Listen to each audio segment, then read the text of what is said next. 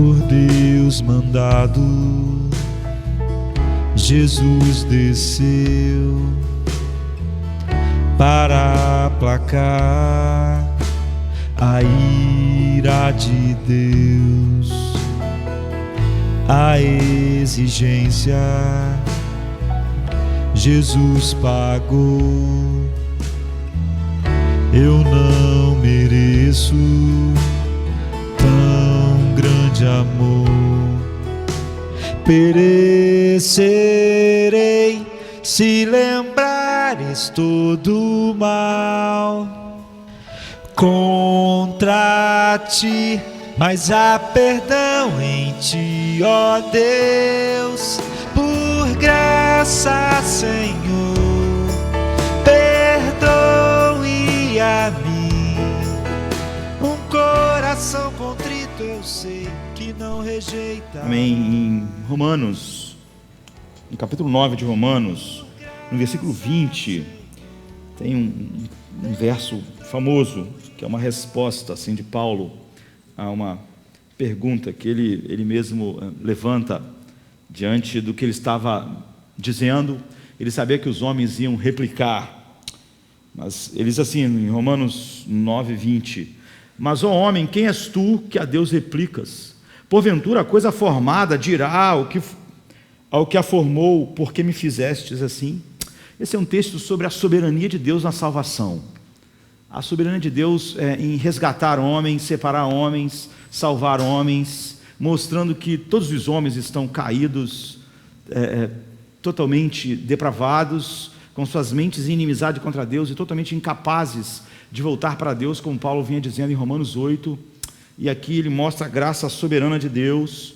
E chega uma hora que essa verdade é claríssima, apesar de até hoje haver pessoas que desejam obscurecer isso. Então, naqueles dias não seria diferente. Paulo, ao falar essas coisas do tipo, como está escrito, amei a Jacó e odiei Esaú, que diremos, pois, que há injustiça da parte de Deus? De maneira nenhuma, pois disse a Moisés, me compadecerei de quem me compadecer e terei misericórdia de quem eu tiver misericórdia. E aí tem um dos versos mais chocantes para aquelas pessoas que, em vez de partir de Deus, partem do homem, né? Ele diz assim, assim, pois, isso não depende de quem quer, nem de quem corre, mas de Deus que se compadece. Logo, pois, se compadece de quem quer e endurece a quem quer. Então, Paulo já, porque é claro e evidente o que ele está dizendo, não é? Ele diz, dir-me-ás então, por que se queixa ele ainda? Porquanto quem tem resistido à sua vontade? A vontade de Deus é feita de todas as formas. E então Paulo responde assim, mas, ó homem, quem és tu que a Deus replicas? Porventura a coisa formada dirá, a que formou, por que me fizeste assim? Então hoje nós não vamos falar a respeito da soberana escolha de Deus, da salvação.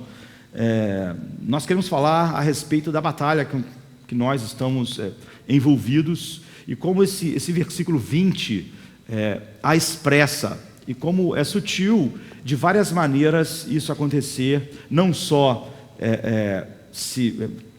como os corações se levantam contra, por exemplo, essa doutrina que é uma das mais odiadas, não é?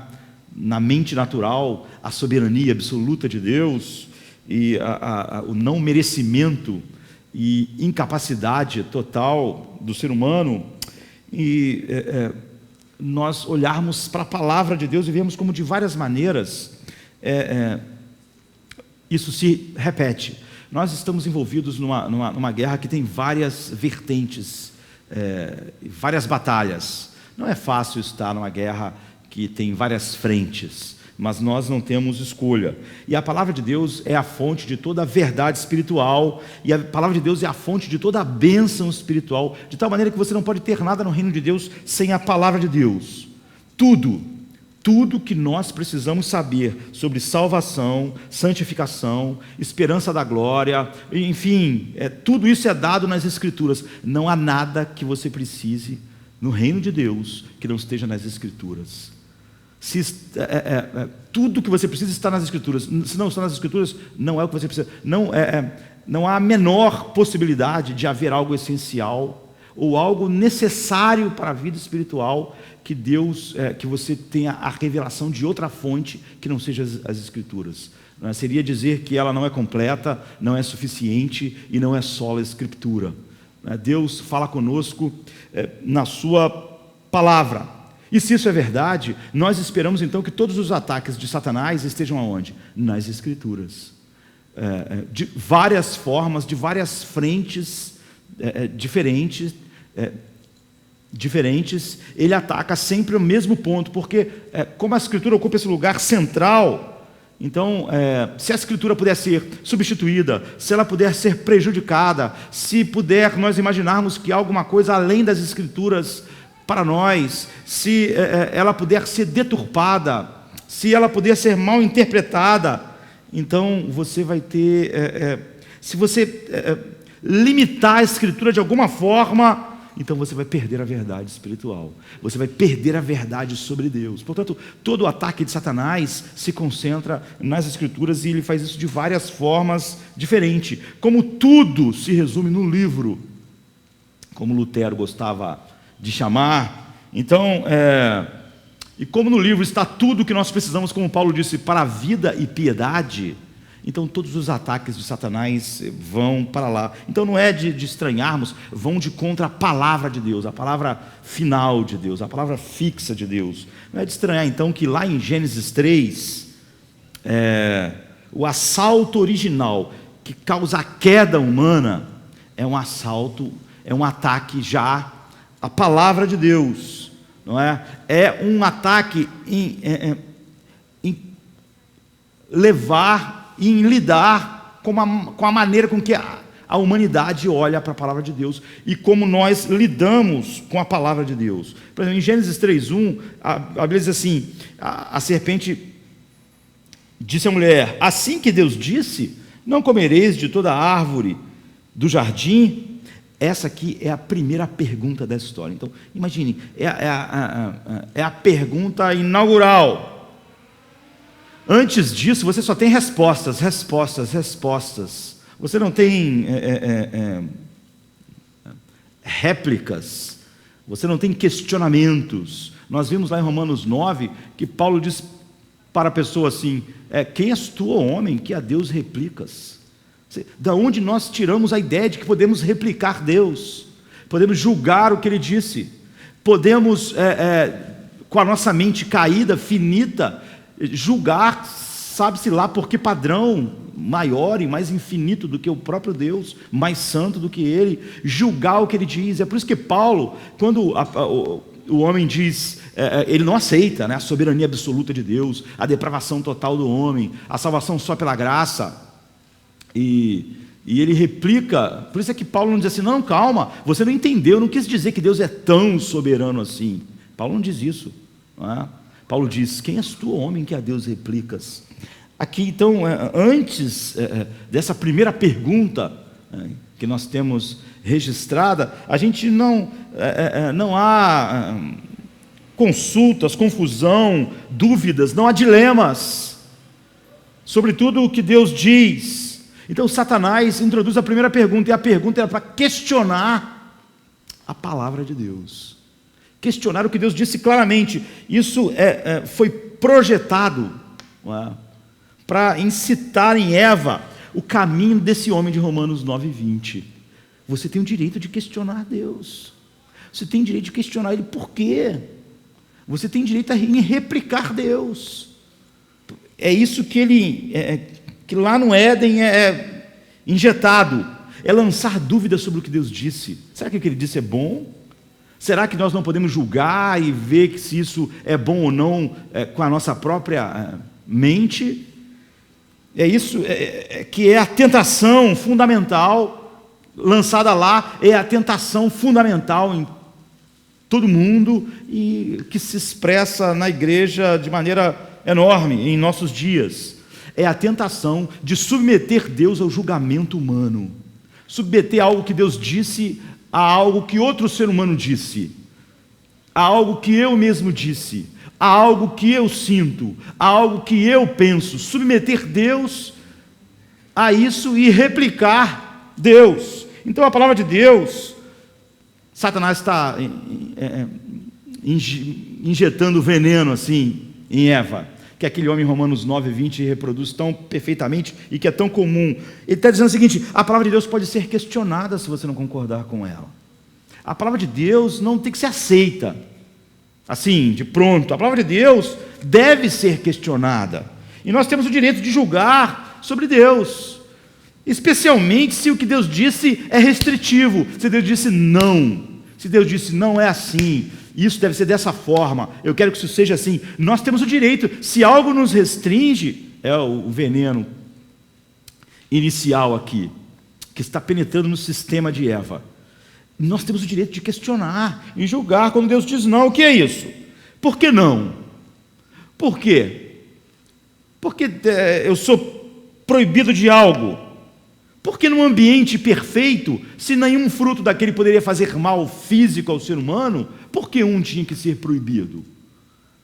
Por que essa limitação? Por que essa restrição?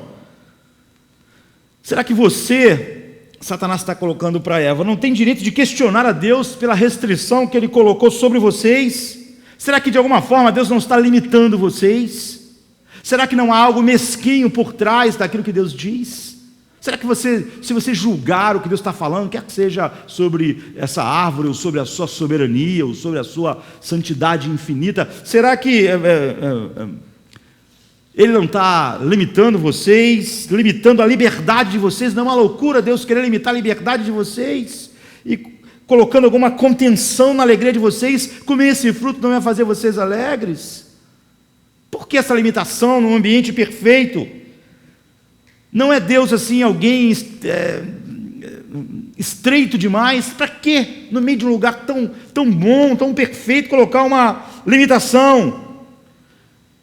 Olha, Satanás está levando Eva e todos nós, e aquele homem, quando questiona a Deus, porque nós achamos uma falha em Deus. É por isso que Paulo diz: que és tu, homem, que a Deus replica? Se pode a coisa criada discutir com o Criador? Você vai julgar Deus? Então, no versículo 2: e disse a mulher à serpente: do fruto da árvore do jardim comeremos, mas do fruto da árvore que está no meio do jardim, disse Deus, não comereis dele, nem nele tocareis, para que não morrais. Ela começou a interpretar, sabe assim, o que Deus disse, a restrição. Ela começou a embelezar a proibição, para parecer mesmo mesquinharia, não é? Ela já estava com veneno no sistema.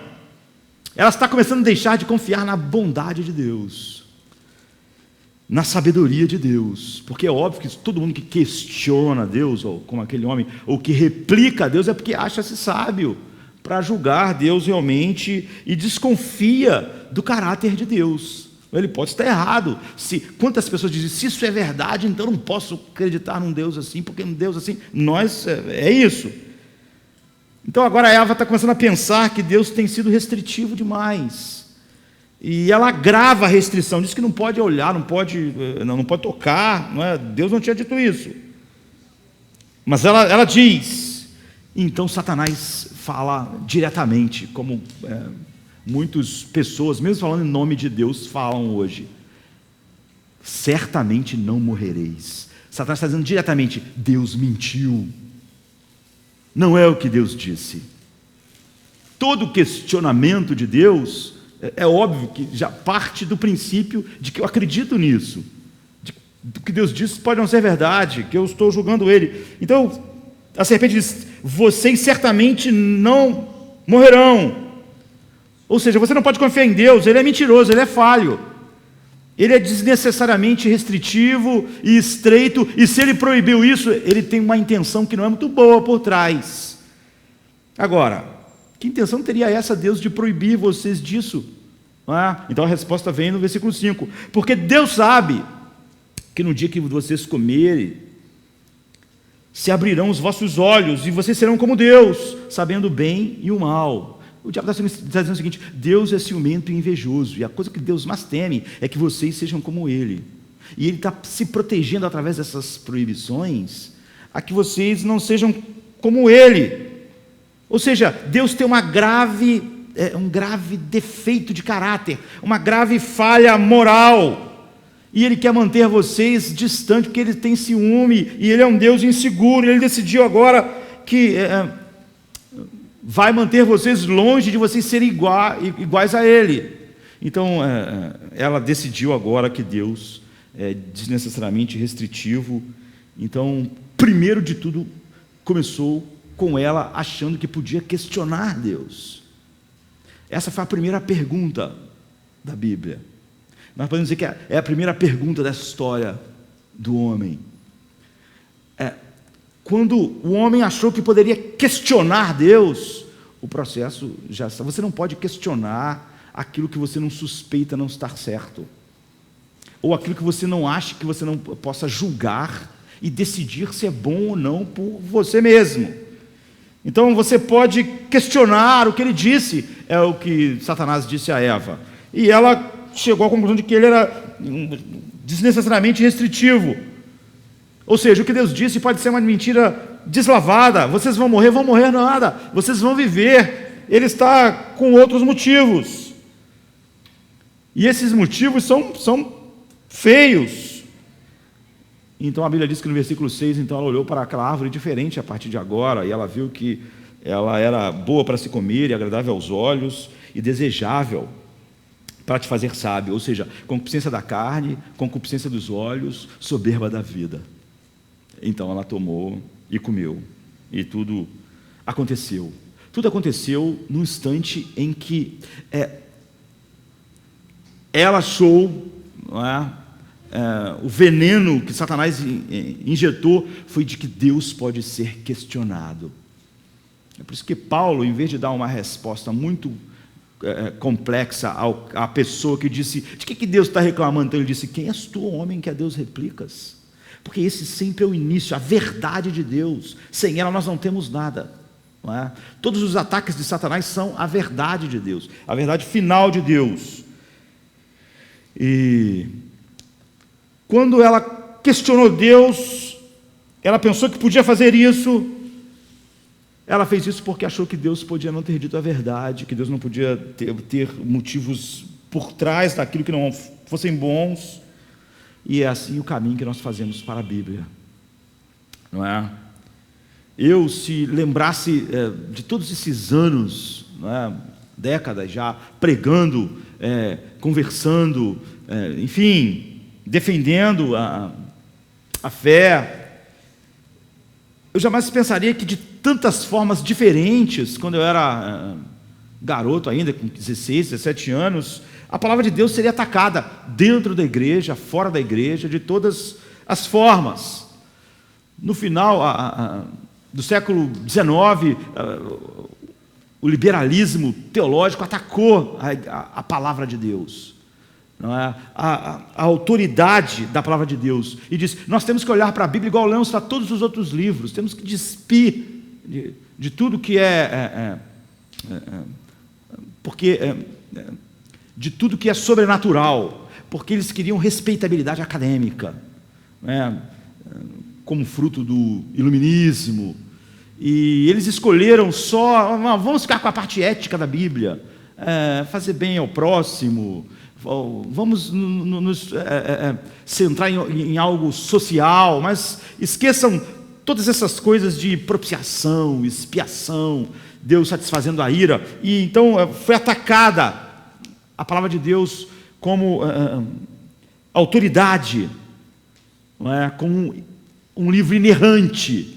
Ela não é inerrante. Você tem que olhar a Bíblia. Agora nós estamos em outro contexto, num mundo que evoluiu, tem uma visão, e isso causou danos terríveis. E nós já falamos muito a respeito disso aqui. O liberalismo teológico está aí, agindo da mesma maneira, indo para os mesmos lugares. Todas aquelas coisas que ofendem o mundo, a cruz, são tiradas. Você fala sobre o social, sobre não sei o quê, para que o mundo aceite. Então, foi atacado, assim, diretamente a autoridade da Bíblia. Em vez de aparecer alguém e dizer assim, quem és tu, homem, que a Deus replicas? Como você pode achar que você pode julgar a autoridade da Bíblia? Logo depois, não é, foi crescendo, já no século XX, apesar de ter acontecido antes, a psicologia humanista. E ela entrou na igreja como entrou no mundo, sabe? E cada coisa que ela levanta, amanhã vira não só algo absoluto no mundo, como na igreja. Tipo assim, nos anos 60, nenhuma revista de ciência falava sobre autoestima. Alguns anos depois, todas as revistas tinham 12.000 artigos a respeito disso. Hoje, virou um credo. Não é? Então, a psicologia humanista começou a dizer que a Bíblia não é suficiente. A autoridade da Bíblia tinha sido atacada, agora a suficiência. Nós decretamos o homem um ser psicológico. Ele tem um monte de problemas psicológicos. E o que o homem precisa é de psicoterapia para lidar com seus problemas. Antes de você sequer ir para a Bíblia, ela não é suficiente para tratar desses problemas sérios do homem. Você primeiro precisa de psicoterapia. Eu estava vendo uma conferência, um pastor famoso dizendo: você não pode levar as pessoas que têm ansiedades, problemas e traumas pessoais e memórias reprimidas e todo tipo de vícios e apenas dar-lhe a Bíblia. Você primeiro precisa dar àquela pessoa a terapia adequada. Você vê? Então agora a Bíblia não é suficiente. Por que as pessoas precisam de terapia? Com isso, a psicologia atacou diretamente toda a noção de culpa, toda a noção de pecado. Todos os males humanos são síndrome de alguma coisa. Não há mais pecado, não há mais nada.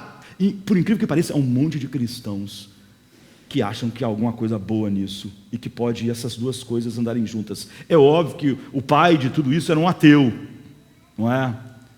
Anticristão. É óbvio que tudo isso se levanta totalmente contra toda a verdade, como o liberalismo teológico se levantou, não é? Contra a autoridade. Aqui está dizendo: olha, isso não é suficiente. Hoje, 90% do que você ouve, pregação, é alguma teoria psicológica, com algum versículo bíblico ali. A Bíblia não é suficiente. Não é suficiente para lidar com nossos problemas psicológicos. O problema do homem não é o pecado, o problema deles são síndromes, vícios, neuroses. Ele precisa de terapia. Então nós banimos a culpa, nós endeusamos a autoestima e falamos: a Bíblia não é suficiente para lidar com esses problemas. Depois nós falamos: a Bíblia não é suficiente para lidar com os problemas sociológicos. Não é? Então, outra pessoa vem com suas teorias sociológicas de como a sociedade deve ser, e ela é totalmente anti-Deus. Mesmo assim, um monte de cristão abraça ela. Ou seja, sempre o ataque é contra a palavra de Deus. No liberalismo, na psicologia, na sociologia. Outro dia eu estava vendo um líder americano que defende, diz ele que é pastor, mas defende a causa homossexual. Não é? Ele disse: a Bíblia é psicologicamente e sociologicamente sem sofisticação e não pode ser aplicada à vida contemporânea. Ela não tem sofisticação para lidar com a sociedade, com os problemas sociológicos. A Bíblia não pode lidar com a psicologia humana. Ela não tem sofisticação necessária. Você não pode comprar parte do pacote da psicologia, querido. Ela é oposta à verdade de Deus. E o que ele está dizendo, então, é verdade. A psicologia explica o homossexualismo de uma forma, não é? Ela é extremamente estranha quando fala a respeito disso. Por exemplo, se você for um homem hétero e achar que você pode ser gay, não ser gay, você pode procurar um psicólogo, ele vai te ajudar a descobrir que você é gay. Mas se você for gay e tentar o contrário, é proibido. Um psicólogo que faça isso é expulso. É proibido. Por quê? Porque é uma ideologia. Não é? Se pelo menos as pessoas, elas acreditassem no que estão dizendo, que tudo era uma questão de psicológica, então podia para um lado e para o outro, mas não pode. Porque ele sabe que não é. Você não pode comprar só uma parte do pacote. Você não pode comprar para o seu filhinho e achar que a causa LGBT não pode usar também. É a mesma coisa, pode. Enfim. Então não é realmente adequado a nosso tempo. E assim, a suficiência da Bíblia foi solapada para os problemas psicológicos, sociológicos, a autoridade da Bíblia foi tirada. Agora, se a Bíblia é a única coisa que pode transformar as pessoas, você perde tudo. O que nós temos que pregar é sobre a suficiência das Escrituras, mas você não pode pregar sobre isso ao mesmo tempo abraçando a psicologia. Você não pode pregar sobre a suficiência das Escrituras se você abraçar teses da sociologia que são anti-Deus. Você não pode. E é isso que grande parte dos cristãos fazem. Eles, na verdade, não são cristãos de fato, não é? A próxima coisa que aconteceu foi o movimento de atrair o homem. Quando você não acredita na suficiência das Escrituras do poder do Espírito, soberanamente Deus regenera o homem, você acha que para alguém se converter você precisa fazer algo. Você precisa fazer algo para mexer com as pessoas. Você precisa entender qual é a necessidade que as pessoas têm, o que elas querem. Essa foi a próxima coisa que aconteceu no Ocidente. E, então, a autoridade das Escrituras, a inerrância, a suficiência foi atacada. Agora, o que foi atacado foi a prioridade das Escrituras. As pessoas disseram, para as pessoas para pertencerem à igreja, serem salvas, se você ficar só com a Bíblia, não vai funcionar. O que o jovem gosta? O que as pessoas que querem casar querem ouvir? Então, a Bíblia não é suficiente. Para salvar pessoas, você vai precisar de outras coisas. Porque a Bíblia não pode ter a prioridade. Porque se ela tiver a prioridade, não vai acontecer nada. Você empurrou de lado a Bíblia e substituiu, então. Por quê? Por entretenimento, por discursos banais, por autoajuda. E as pessoas estão dispostas abraçar tudo isso e fingir que ainda há algo do cristianismo nisso. Mas isso é por causa da mesma razão. É por isso que Paulo disse aquele homem: quem és tu, homem, que a Deus replicas? É pela mesma razão de Eva, que achou que podia julgar o que Deus disse e decidir se aquilo é bom ou não, conveniente ou não. Então, certa vez alguém me disse: olha, a mensagem que você prega, às vezes tem 1 hora, às vezes tem mais de 1 hora. Isso é muito. Semana após semana. Como as pessoas podem suportar isso? O Salmo 132 diz: Deus exaltou a sua palavra acima do seu nome. Inclinar-me-ei para o teu santo templo e louvarei o teu nome pela tua bondade e pela tua verdade, pois engrandeceste a tua palavra acima de todo homem, do meu próprio nome. Nós não suportamos a palavra de Deus. Nós não suportamos a palavra de Deus por 1 hora, 1h10. Não é? Nós nos deleitamos na palavra de Deus. Não existe culto sem isso. Se alguém não se deleita na palavra de Deus, ele não pode se inclinar e adorar a Deus, porque só pode fazer isso quem percebeu que Deus elevou a sua palavra acima do seu nome. É óbvio que no mundo ninguém está suportando nada agora. Os estádios de futebol estão cheios. Ninguém está suportando aquilo. 3 horas aqui, deslocamento. Não. As pessoas estão lá, estão gostando. Assim é o Filho de Deus. E a mais recente... Mas as pessoas disseram que não, se você der a palavra, as pessoas não... Você tem que dar elas entretenimento. Porque aí você pode durar... O culto pode durar 4 horas. Com entretenimento. Ou então tem pessoas que dizem assim: não pode ter entretenimento. Isso é muito comum no pessoal reformado, assim, né? Não pode ter entretenimento, tem que ser tudo assim. Lá então é tudo assim, a mensagem tem que ser um pouquinho maior, mas então tem que dar um jeitinho do culto ser curtinho. Porque se a gente aumenta a mensagem, tem que diminuir em algum lugar. Porque culto tem que ser rápido. Porque senão quem vai suportar? No mundo em que as pessoas estão embriagadas de entretenimento, elas podem passar o dia inteiro na internet se entretendo. Mas quem vai suportar um culto assim? Se aumentar a palavra, tem que diminuir o louvor. Se aumentar o louvor, diminuir a palavra. É a mesma coisa. Então, a última coisa assim, atacada, você vê várias frentes.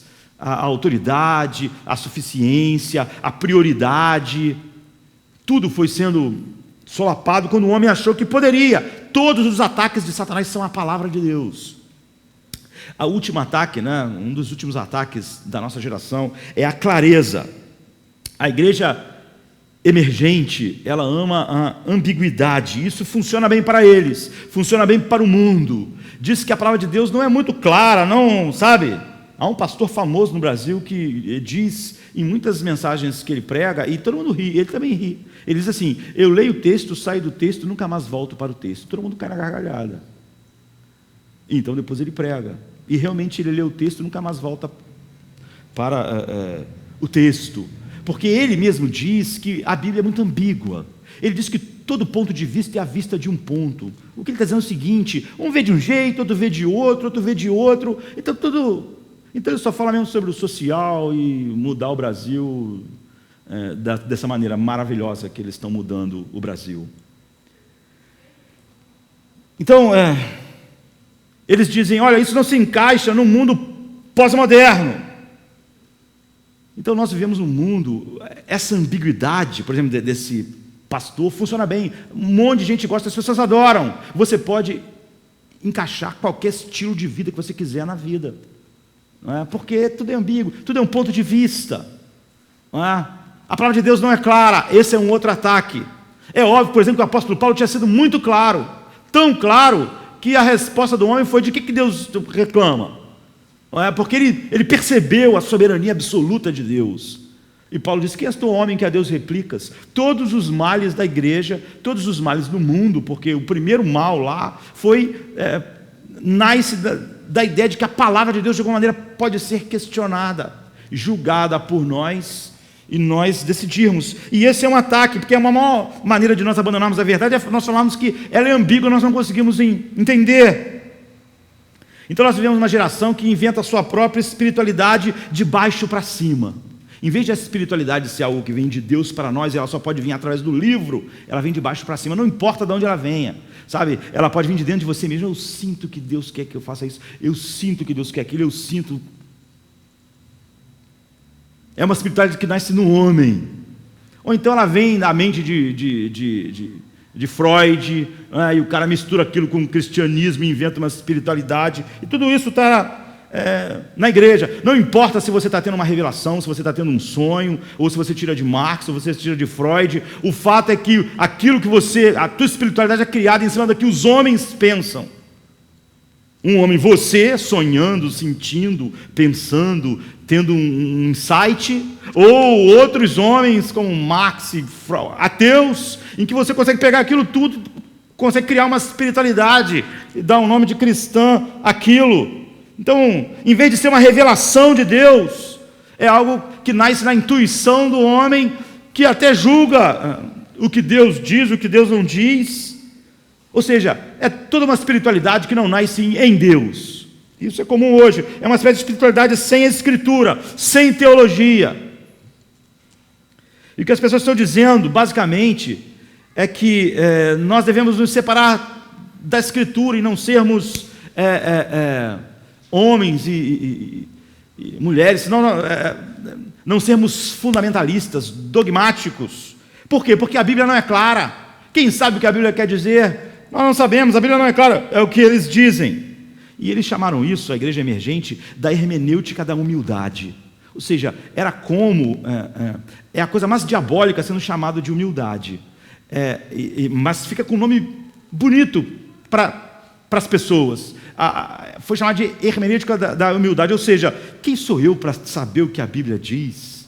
Eu não vou ousar dizer para vocês o que a Bíblia diz. Você pensa aí como você achar. Eu posso pensar uma coisa, você pode pensar outra. Essa é a hermenêutica da humildade. Nós somos humildes demais para dizer o que a Bíblia está dizendo. Seria um orgulho eu dizer, mas na verdade isso é um orgulho enorme, porque eu já julguei a Bíblia e já não gostei de um monte de coisas que estavam lá. E isso é óbvio. As pessoas adoram, porque todas as pessoas então podem agora olhar para a Bíblia e, com uma espiritualidade nascida dentro de si, não de Deus, julgar o que é bom, o que não é, o que vai, o que não vai, e o seu cristianismo ser tão parecido com as ideias sociológicas, antropológicas, psicológicas do mundo, e nós falarmos, a Bíblia não é clara. É por isso, a Bíblia, isso é paganismo. Um homem que alguns anos atrás estava na crista da onda, hoje nem tanto, Brian McLaren, ele diz assim, e era na época um pastor: a clareza é por vezes superestimada. Choque e ambiguidade muitas vezes estimulam mais pensamento do que a clareza. Então vamos ser ambíguos e chocantes, porque vai ser muito melhor. Em vez de nós, como pastores, ele está dizendo, falarmos a verdade de Deus, vamos falar que também a gente também não sabe. Vamos mostrar humildade e dizer que quem vai saber o que é certo e o que é errado? Quem pode saber? E é isso. Um pouco antes dele, Neil Biggen, um outro homem importante assim no evangelicalismo americano, disse: o evangelho não é uma questão de certezas. É o que eles é a mesma coisa que Satanás fez no Éden. Foi isso que Deus disse, que não pode comer? Mas quem? Por que não pode? Não é? O ataque sempre é igual. Então, ele diz: olha, nós gostaríamos que a nossa igreja tivesse membros homossexuais, porque, quem sabe, a Bíblia não é ambígua sobre isso.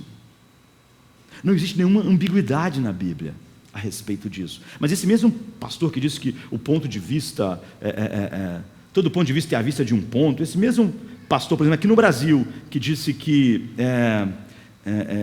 lê o texto, sai do texto e nunca mais volta ao texto, ele fala isso brincando, porque normalmente os textos, as pregações reformadas têm 3 pontos. Então ele diz que também ele tem 3 pontos.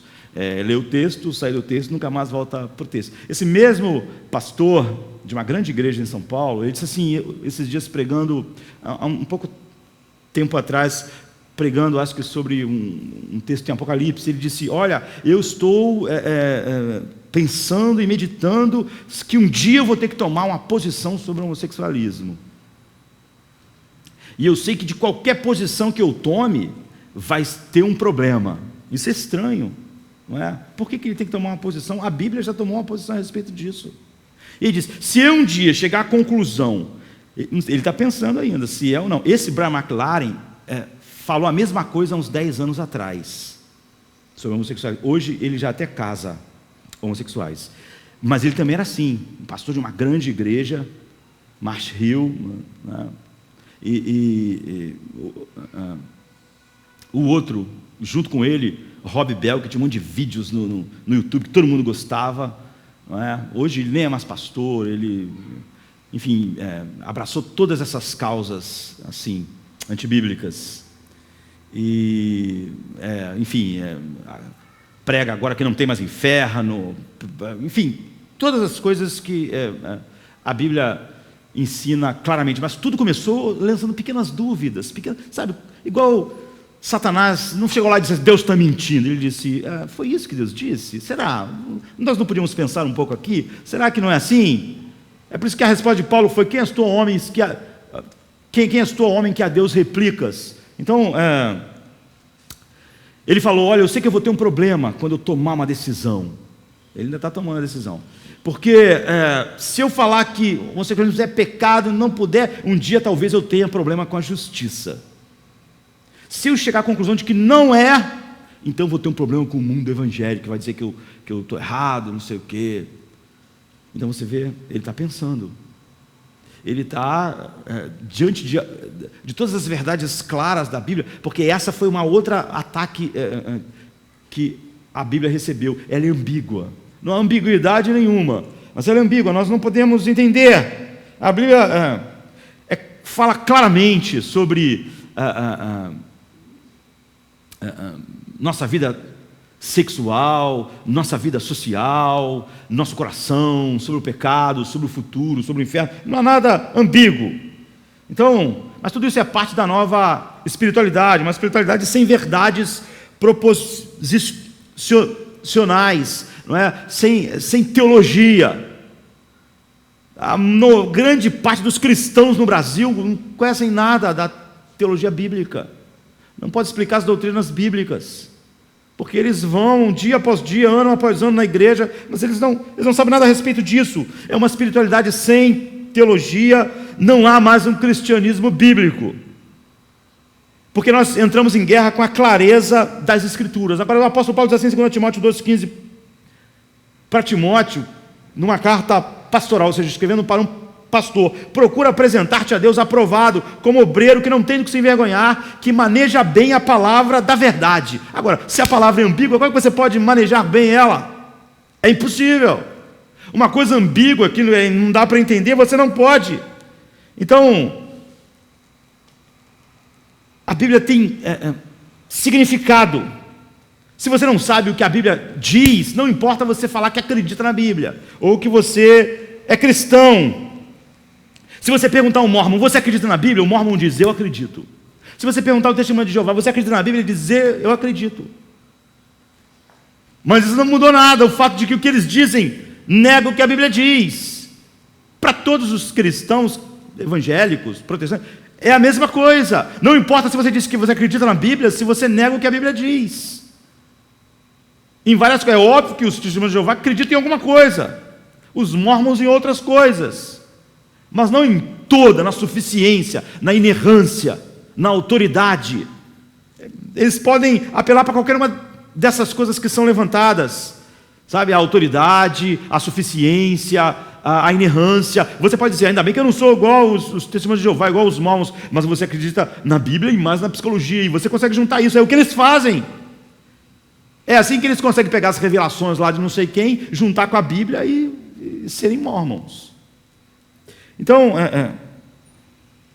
a Bíblia tem sentido, dá para nós de direção, e não tem nada a ver conosco, não tem nada de subjetivo. É por isso que essa coisa de que eu sinto, olha, eu estou sentindo que Deus quer isso, Deus quer aquilo, para, não é? Ou então uma coisa que é muito comum, as pessoas dizem assim: o que esse versículo significa para você? Como assim? O que ele significa para mim? A pergunta é: o que ele significa se você não existisse? O que ele significa se você nunca tivesse existido? O que ele significa depois que você morrer? Não tem nada a ver contigo, com o que você sente, o que você não sente. E antes de você nascer, ele significava o quê? Antes de você sentir alguma coisa. O que nós queremos saber, tão somente o que importa, é o que ele significa para Deus, o que Deus disse. Quem se importa com o que um versículo significa para você ou para mim? Que importância isso tem? Não tem importância nenhuma. Eu quero saber o que ele significa para Deus. Quando Deus escreveu isso, o que ele estava dizendo? É isso que Paulo está falando para Timóteo: maneja bem a palavra da verdade. Ele estava dizendo alguma coisa. Ele não estava sendo ambíguo, ele não estava sendo sem saber se comunicar. Ele estava dizendo alguma coisa, e o que ele estava dizendo é fundamental, porque sem a palavra de Deus nós não temos nada de espiritual, nada de verdadeiro. Você só tem a verdade de Deus se você compreende o que ele diz. Um cristão não bíblico não existe, um cristão não teológico não existe. Se você fala que a Bíblia é ambígua, nós não podemos saber o que ela significa. Não existe mais cristianismo. Então, quando você diz que ela é ambígua, você só diz isso para você abrir todo tipo de interpretações. O que significa para mim? O que significa para você? Para você significa algo totalmente diferente para o outro. Como pode? Quem disse algo que significa uma coisa só para todo mundo. O que eu digo aqui agora significa a mesma coisa para todos vocês. Não tem essa coisa de que o que eu estou dizendo aqui significa uma coisa para um, para coisa. Como pode? Eu estou falando, isso tem um sentido, é o mesmo sentido para todos. Alguém pode gostar ou não gostar, mas o que eu disse é o que eu disse. Para mim, o que ele disse significa isso. Para mim, não. Só significa o que eu disse, com a intenção que eu disse. E não é ser humilde, mudar isso, dizer que eu não posso ter certeza do que ele disse. Lógico que pode. Isso é arrogância, porque na verdade o que a pessoa quer fazer é mudar o que eu disse. Então, desde o início da nossa vida, não há vida espiritual sem a palavra de Deus. O apóstolo Pedro diz assim, em 1 Pedro 1,23: sendo de novo gerados, não da semente corruptível, mas da incorruptível, pela palavra de Deus, viva e que permanece para sempre. O Espírito Santo usa a palavra de Deus para nos regenerar. Sem a palavra de Deus, ninguém é regenerado, ninguém foi regenerado sem a compreensão da verdade, porque o Espírito Santo usa a verdade para nos regenerar. Portanto, não há cristão, se a verdade é ambígua, se é tudo isso, ninguém é regenerado. E essas pessoas que acham isso, ou que não conhecem a verdade de forma nenhuma, não podem ter sido, porque ele nos leva à verdade. E então diz assim no versículo 25, mas a palavra do Senhor permanece para sempre. E esta é a palavra que entre vós foi evangelizada, esta palavra. João 17, que faz parte da oração de Jesus por nós, diz, santifica-os na verdade. A tua palavra é a verdade. Se não há uma verdade, se ela é ambígua, se ela é confusa, não existe santificação. Ou seja, não existe regeneração, não existe santificação.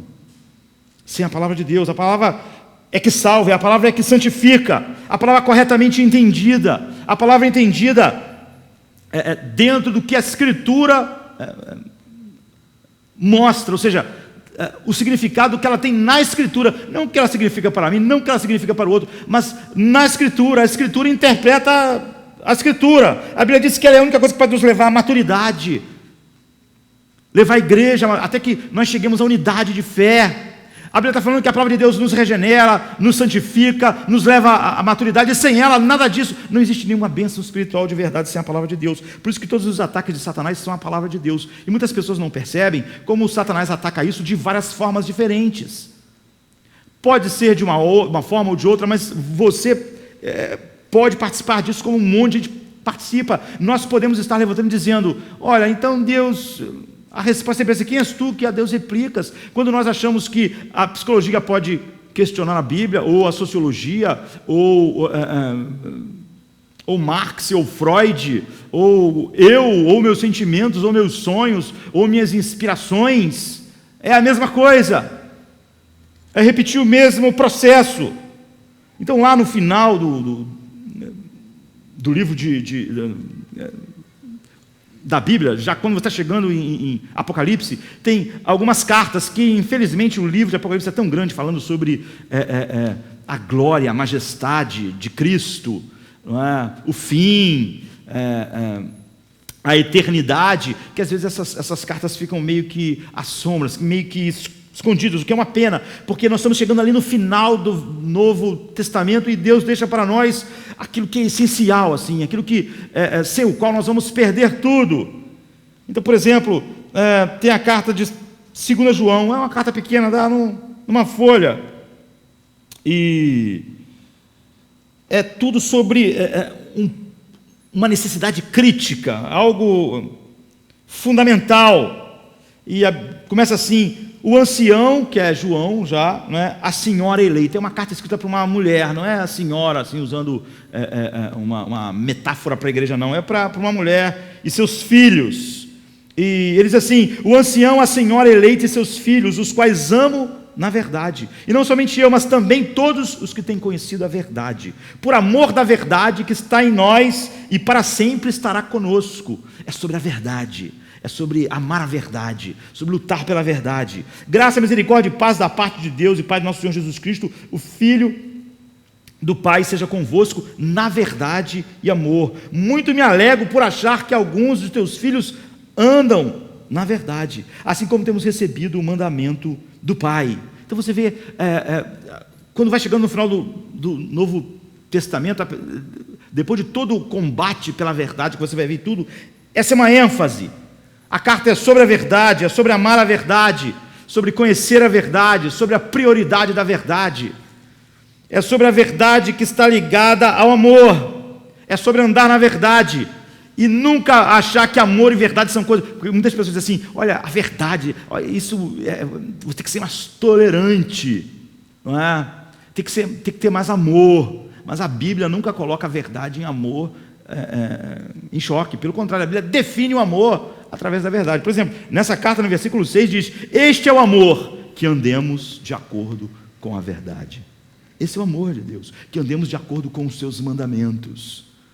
Não é? Então, não há um choque. No versículo 7, muitos enganadores têm saído pelo mundo que não reconhecem a verdade sobre Jesus Cristo. Ele está dizendo, olha, há muitas pessoas, pregadores, que não reconhecem a verdade. Está falando para ela, cuidado, não é? Cuidado com pessoas que mexem na verdade, que dizem que a verdade não tem prioridade, ou que é ambígua, ou que não é suficiente. para lidar com o ser humano, com os problemas do homem. No versículo 8, ele diz, a respeito disso, e ecoa, não é, para nós o perigo de você se associar. Quando chega no 10 e 11, ele diz algo em que você, se alguém vier ter convosco e não traz essa doutrina, essa verdade, não recebais em casa, nem tampouco o saudeis, porque quem o saúda tem parte na sua má obra. Ou então, você pode dizer assim, está vendo, caramba, não receber quem prega uma coisa que não está de acordo com a verdade, isso não é falta de amor, não, porque o amor é este, que andemos segundo os seus mandamentos, e este é o mandamento que vocês receberam desde o princípio no qual vocês devem andar neles.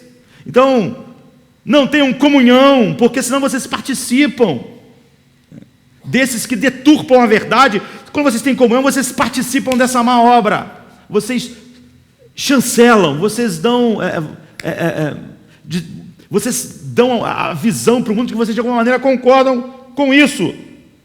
E essa é o final, e essas cartas são o fim do Novo Testamento. Ele está dizendo, defenda a verdade, não se una com quem vá contra a verdade, ame a verdade, ande na verdade. Toda a carta de João é a respeito disso. Depois, quando chega na terceira carta, não é para uma senhora, é para um homem. Só que lá na senhora a gente não sabe o nome, aqui a gente sabe, é Gaio. E ele diz, ao ancião, ao amado Gaio, quem eu amo em verdade. E ele diz assim no versículo 3, da terceira carta já, porque muito me alegrei quando os irmãos vieram e testificaram da tua verdade, como tu andas na verdade.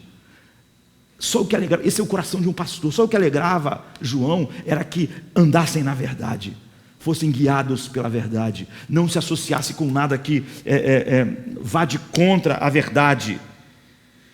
Eu tenho o maior gozo de ouvir, por exemplo, ele disse para aquela mulher, que teus filhos andam na verdade. Isso é paixão, paixão de um coração que ama a Deus, ama a mente de Deus. É paixão de um homem que diz para o outro, quem és tu, homem, que a Deus replicas?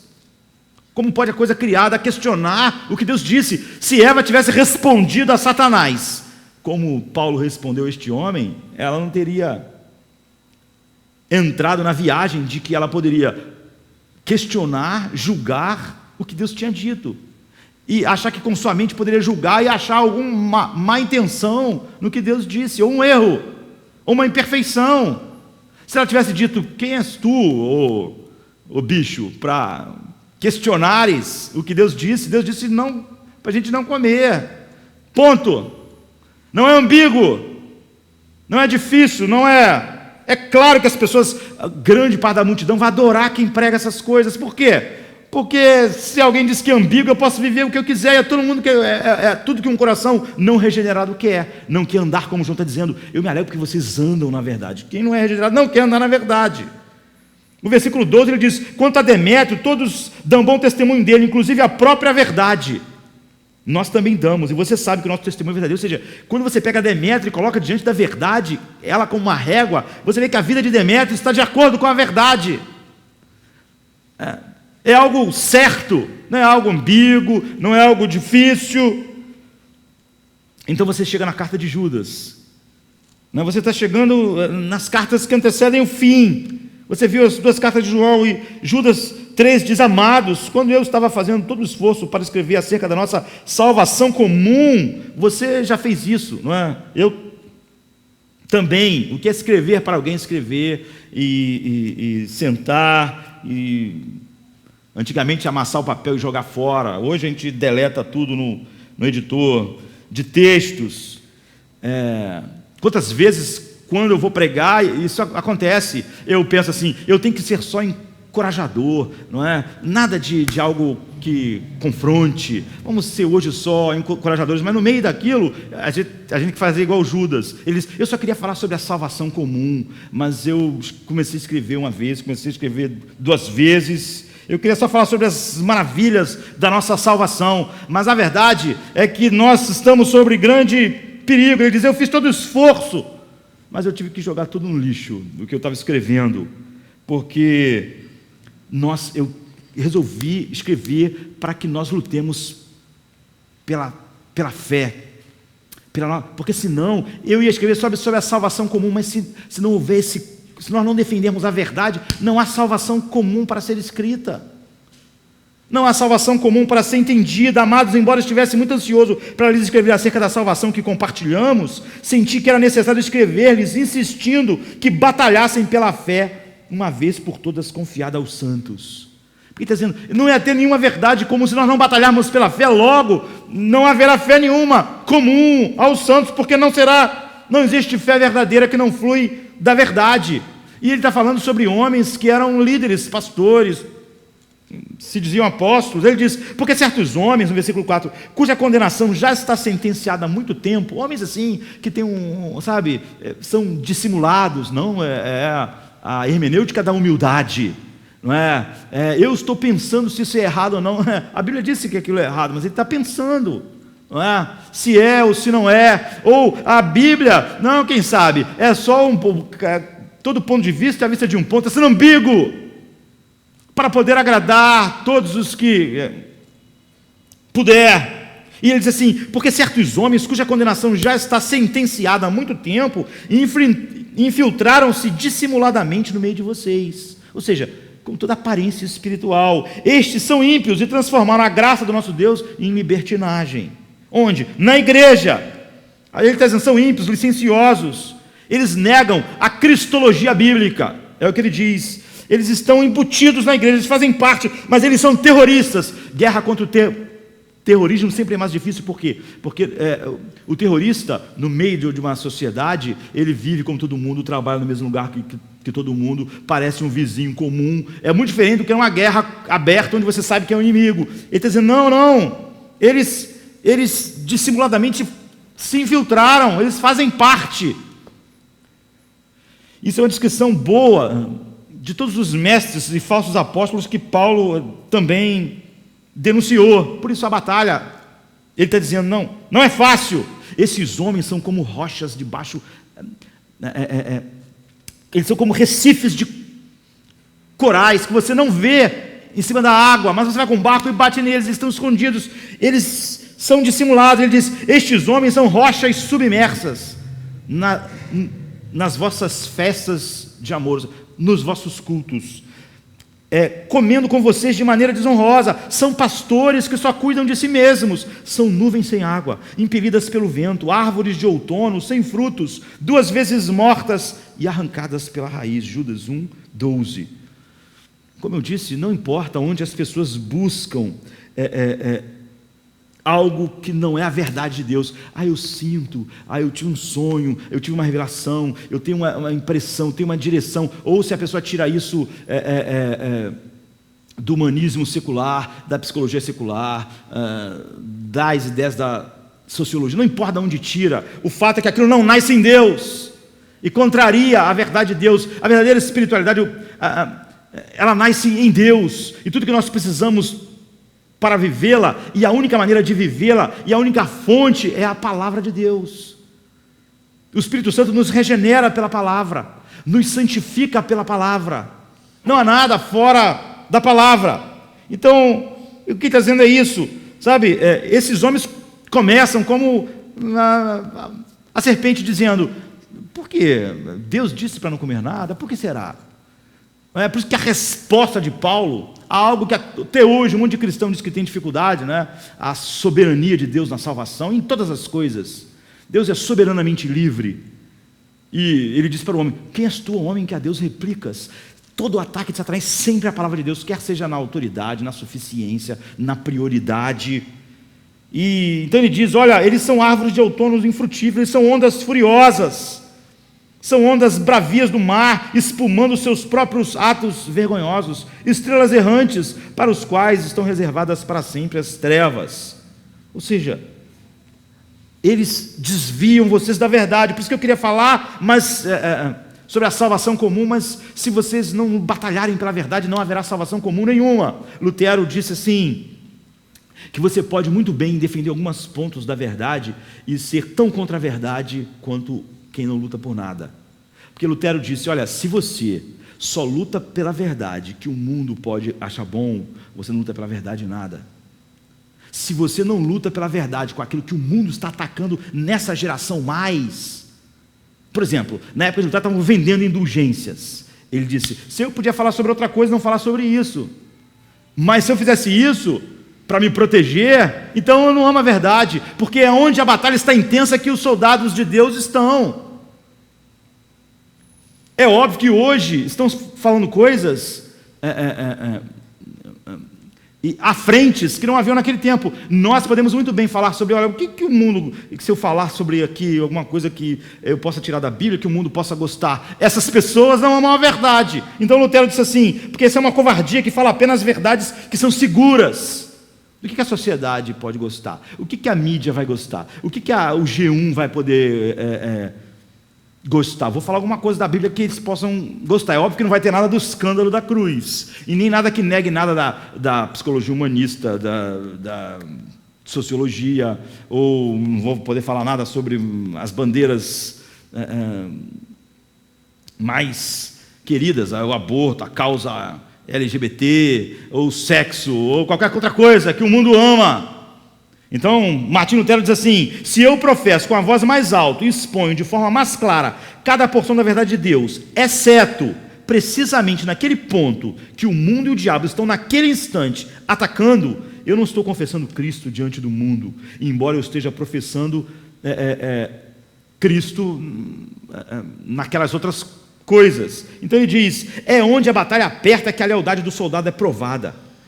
E ser constante em todos os campos de batalha, além desse, é inútil se o soldado vacila nesse ponto. Ou seja, se há um desembarque na Normandia, e eu sou um soldado aliado, mas vou lá para uma outra praia que não está tendo desembarque nenhum, eu posso estar lá, eu faço parte desse exército. Mas é óbvio, Lutero está dizendo, que você escolheu a praia e não tem guerra nenhuma. Você não está lutando nada. Você era útil lá nas praias da Normandia, mas lá não era seguro. Não era seguro, então você queria ser um soldado aliado, mas num lugar onde não tinha peleja.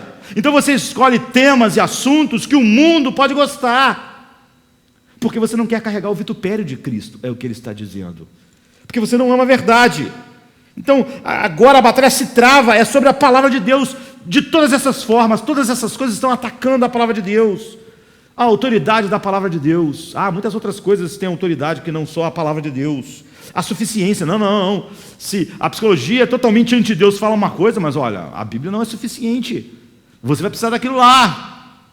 Ou a prioridade, a palavra de Deus, se você pregar a palavra de Deus, o mundo não vai ser mudado. As pessoas não vão gostar. Então você dá entretenimento para as pessoas, porque a palavra não tem mais a prioridade.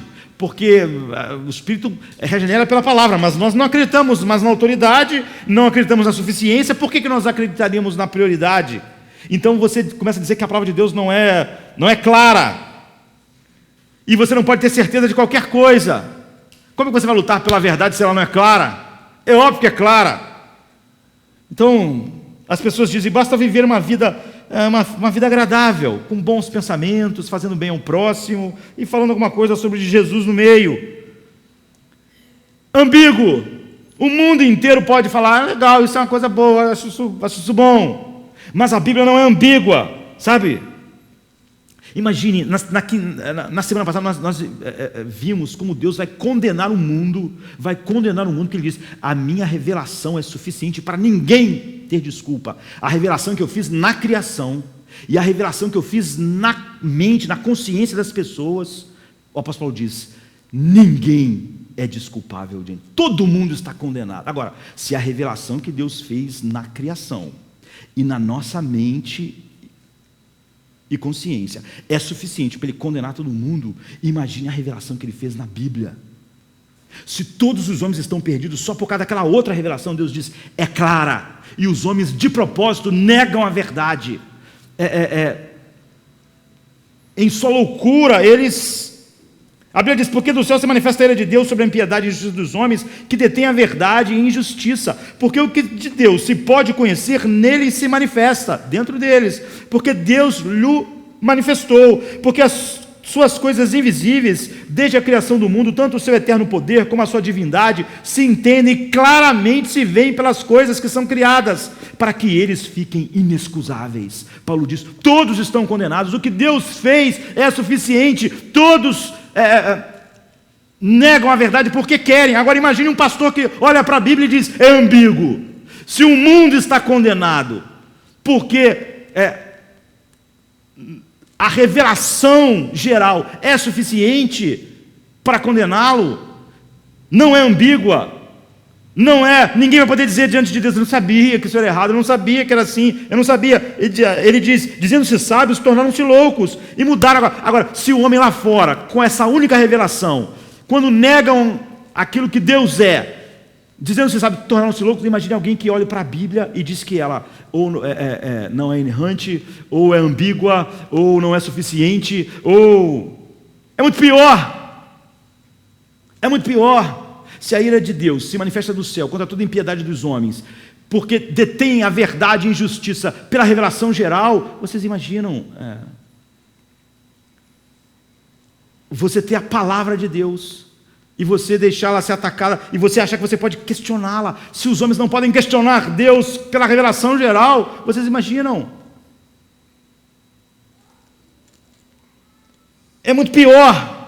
E é muito mais indesculpável, não há nada de ambíguo, Deus não acha, e disse claramente que nem a revelação geral dele é ambígua, que dirá a revelação que ele fez, é duplamente culpado. O que Deus revelou nas Escrituras é claro sobre tudo. Deus não emitiu qualquer revelação obscura ou incompreensível para nós, não é uma alegoria, ele não escreveu um mito, gnosticismo, cabala. O problema de compreensão da Escritura não é ambiguidade, queridos. João 13,19 diz assim, visto que o julgamento do mundo é este, que a luz veio ao mundo. E isso não é só a encarnação, é óbvio que porque Jesus é a revelação final de Deus. E é Jesus que dá o Espírito, né, sobre a igreja, que dá o Novo Testamento para nós. É a revelação final de Deus em Cristo, e de Cristo através dos apóstolos pelo Espírito. Ele vê o mundo, a luz vê o mundo, isso é claro. A palavra de Deus é chamada de luz, por isso é clara, não é ambígua, não é escuridão, não é confusão, não está oculto, não é algo difícil. Mas aqui está o problema, ele diz, mas os homens amaram mais as trevas, porque suas obras eram mais. Então, ele diz, quem pratica o mal odeia a luz, odeia a verdade. Prefere dizer que ela é ambígua, que ela é insuficiente, que ela não é clara. A Bíblia é clara, queridos, mas as pessoas não gostam do que ela diz claramente. Aquele cara que ouviu Paulo, não é? Que Paulo está fazendo aquele diálogo para a gente perceber como a reação humana tinha entendido perfeitamente a soberania infinita de Deus na salvação e em todas as coisas. Mas ele não gostou, é por isso que ele replicou. Não é porque, se ele não tivesse entendido, ele ia ficar ouvindo, não entendi nada do que ele disse. Mas ele entendeu e não gostou. A luz veio, mas as trevas não gostam da luz. Então ele disse, então o que Deus está reclamando? E Paulo disse, quem és tu, homem, que a Deus replicas? É óbvio que a instrução de Deus para Adão e Eva foi clara, não era ambígua. Mas quando você quer, você encontra ambiguidade.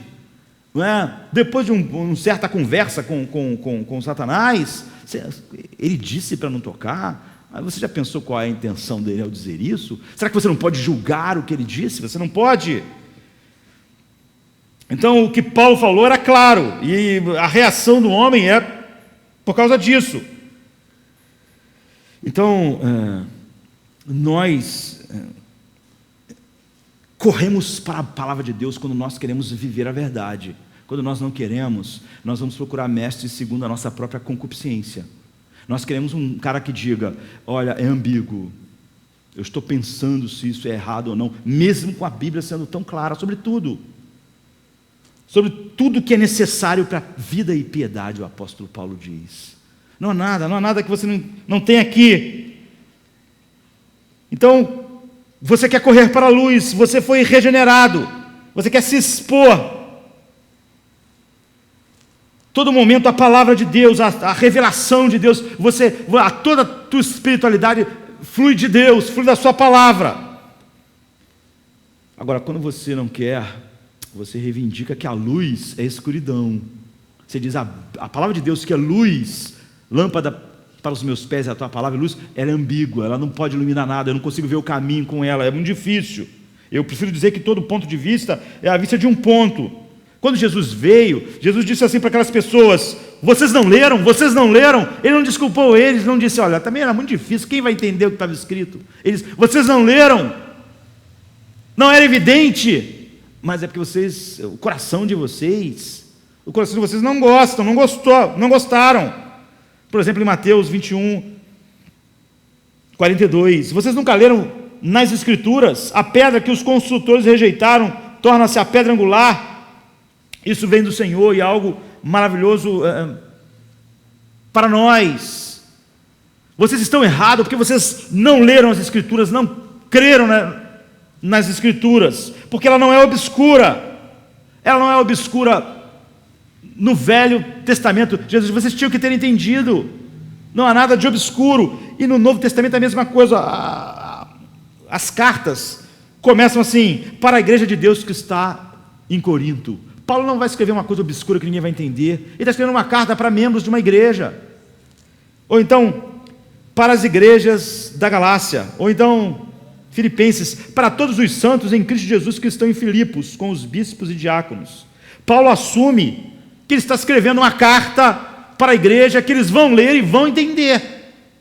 Não vai ter nada ambíguo, difícil, complicado, que ninguém consiga entender. De tal maneira que ele diz, depois que vocês lerem, distribuam, mande essa carta para as outras igrejas, porque todas têm que entender.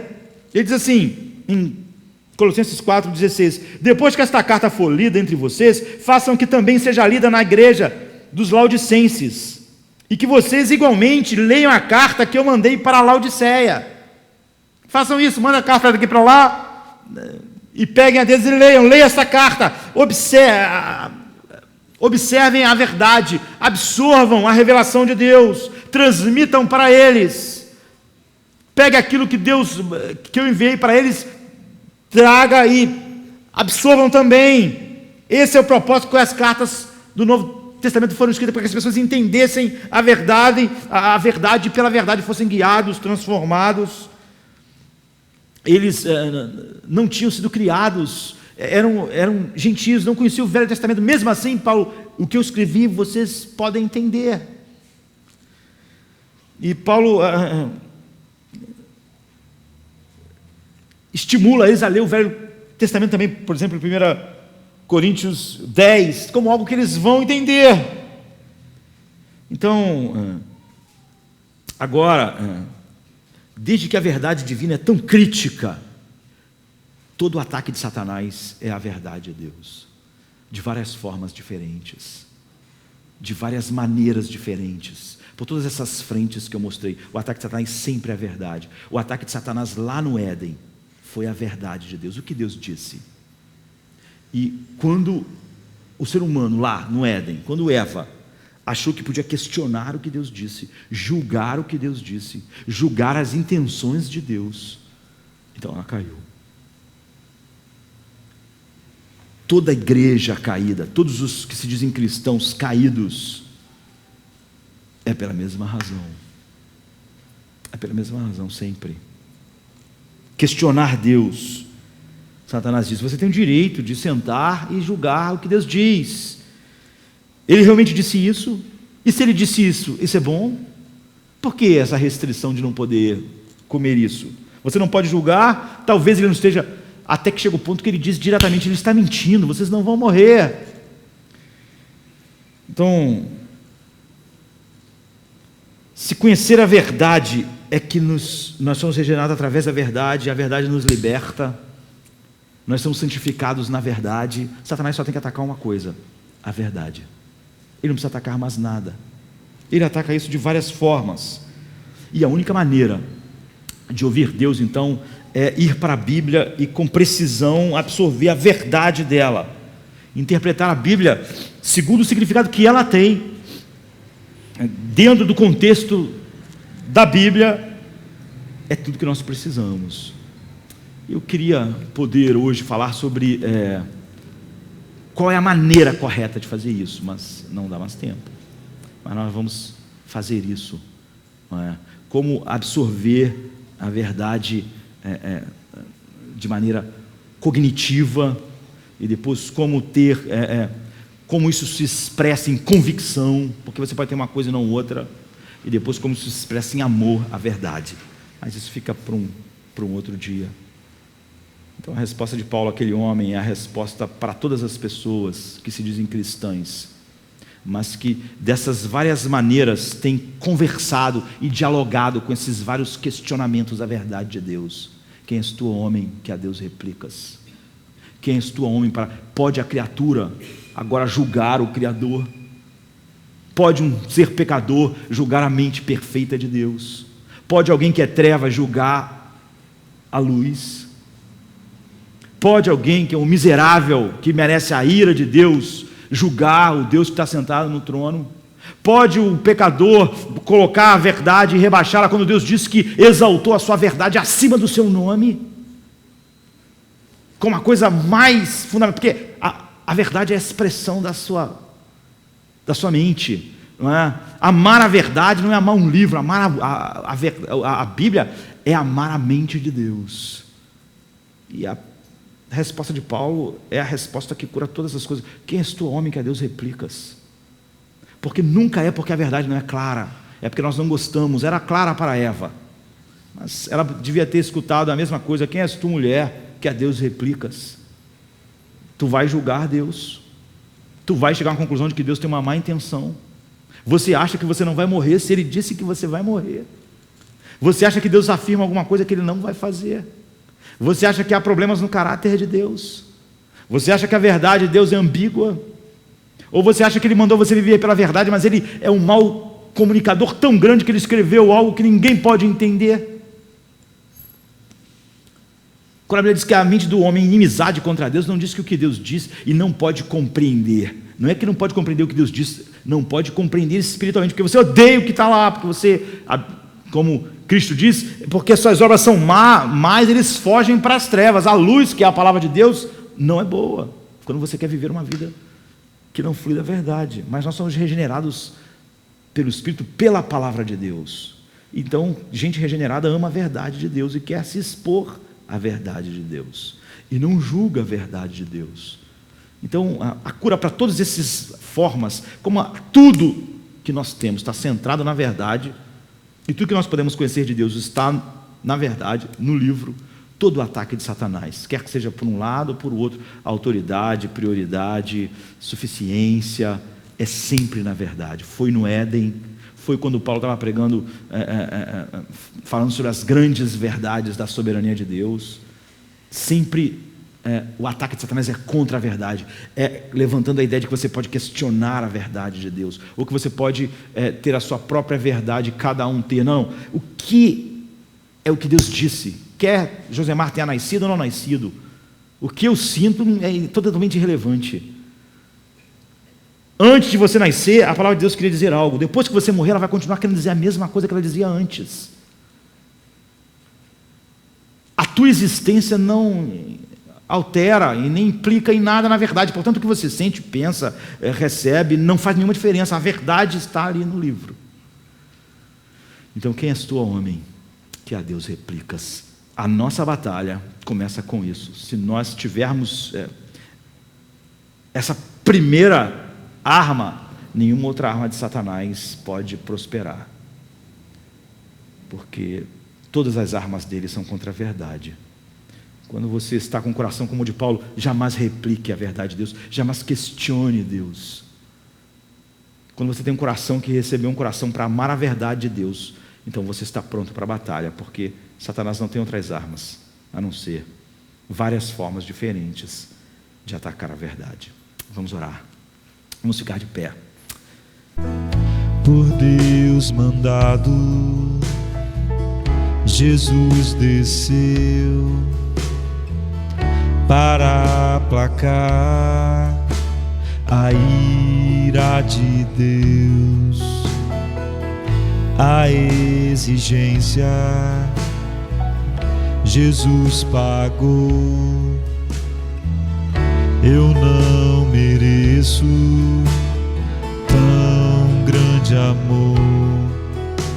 Perecerei se lembrares todo o mal contra ti, mas há perdão em ti, ó Deus.